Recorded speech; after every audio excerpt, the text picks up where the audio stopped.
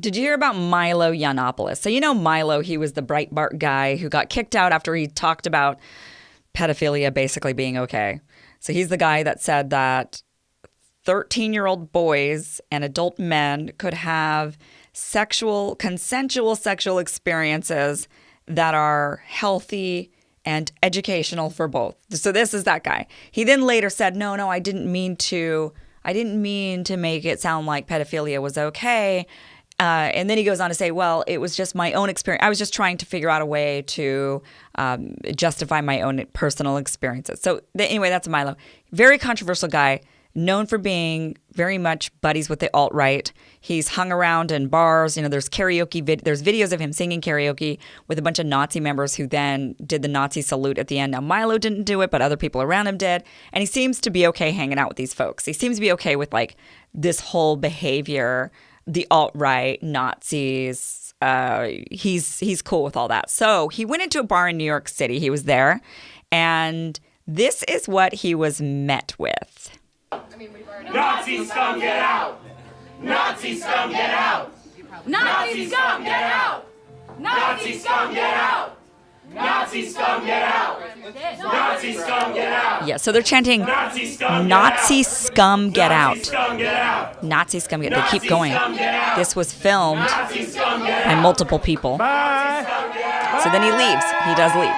He's out of there. They actually were able to chant him out of this bar.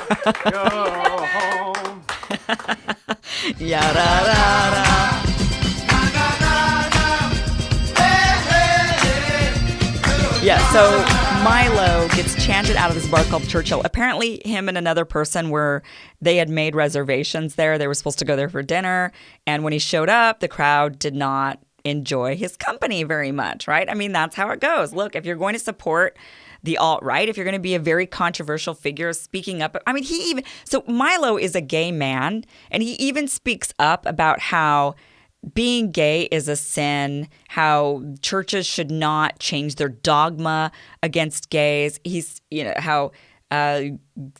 things like gays should go back into the closet, that they're being, by coming out, it's like damaging for gays. I mean, he's just got some really, really, really, really, really bizarre out there ideas. So, he's pissed off a lot of people. And because of it, he's not welcome a lot of places. That bar being one of those places. Now, what I found interesting about this is, of course, all the media outlets have started covering Milo. Of course, Fox News has to cover it. Tucker Carlson, by the way, is my least favorite person. I mean, Mitch McConnell's right up there. Trump, right? But Mitch McConnell is right up there. Tucker Carlson. Every time I see this guy, I can't help myself but to just get so upset. I mean, this guy, he's got this face. He's always looks like he's smelling something stinky, and he never lets anyone on his show talk. He's just, and I used to not mind him when he was on CNN, and then back when he used to wear the bow tie. But then when he took over not Hannity, although somebody's going to be taking over Hannity's slot pretty soon, right? He took over Bill O'Reilly's show slot. And ever since then, he kind of tried to turn into this really angry, bitter person that just says the most outrageous shit that makes no sense. So he covers this Milo being chanted out of the bar. And this is what, first of all, he calls these people in here the Democratic Socialists of America, I guess. And then he says this after watching the video that I just showed you. He says this. I wonder how many of those Democratic Socialists have their own student loans. Probably none. That would be my guess. What? How many of these Democratic Socialists have their own student loans? Probably none. That would be my guess. What? What kind of a diss is that? That doesn't even make sense. I don't even understand. None of them have their own student loans? Wait, listen to this again and tell me if this makes sense to you. I wonder how many of those Democratic Socialists have their own student loans. Probably none. That would be my guess. I just don't understand this. I don't understand that diss. I don't understand what it means. If you know what this means, please tweet me and tell me at Kim on the left. Tell me, what the hell does that mean? I mean, I would love to give up my student loans.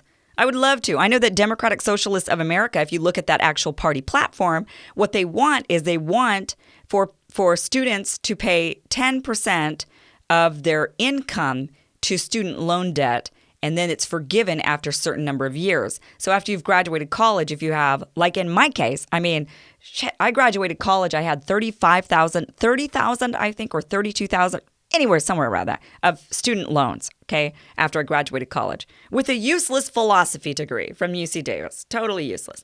So I graduated with $30,000 in student debt. I pay on my student loan every single month, hundreds of dollars every single month. I've been paying on these loans now for over 10 years.